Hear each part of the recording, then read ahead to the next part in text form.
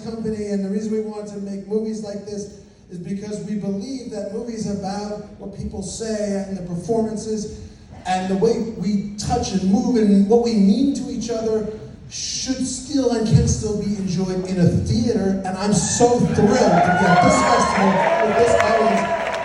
to share with you. And I have to say, tonight is the most important night of my professional life, and it's because I'm honored by these partners who I still can't believe it, and I want to introduce you to them.